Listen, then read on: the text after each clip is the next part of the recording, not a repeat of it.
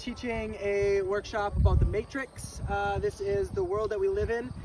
Start out with the idea that we live inside of a Rubik's Cube. We have 1, 2, 3 blocks up top, 3 in the middle, 3 on the bottom, and we could multiply that on each side of us. So we have this box that's around us, and we can hit those points at any point in time. So exploring the timing and direction of all of that.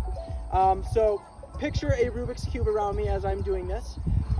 The general idea of learning 2 different planes is to be able to dance a little bit more efficiently through space when you're trying to perform.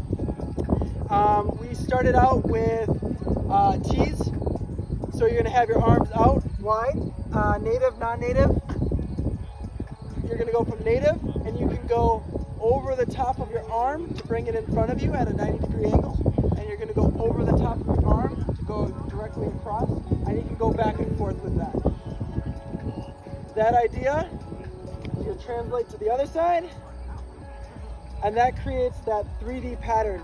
You could do that same thing, you can multiply that to any other plane, so you can go down, and you bounce to the other side, bounce down to the other side. It's doing the exact same thing as this, as that, and you can use and break at any stall point, you can use it to switch the direction.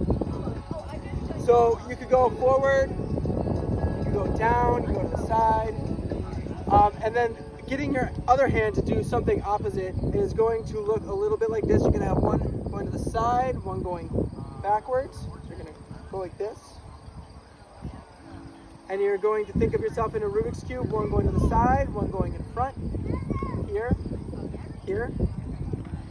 We also worked on the idea of doing in-spin, so you can spin around in circles, and you can hit any point. You can also do that same thing where the point is still spinning the same direction, right? I'm going to stop here.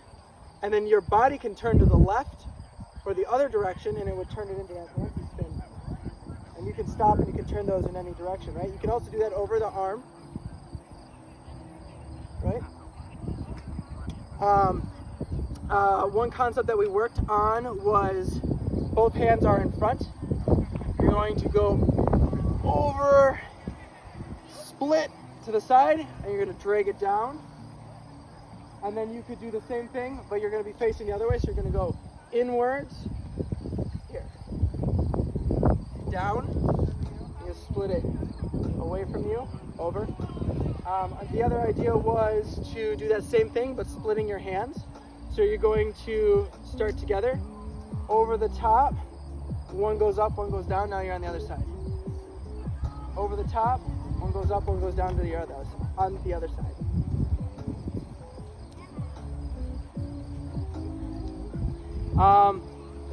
The next idea was to try to think of yourself, again, hitting 2 different sides, like you're cheerleading, right? My hands are always at a 90 degrees, and you can do caps,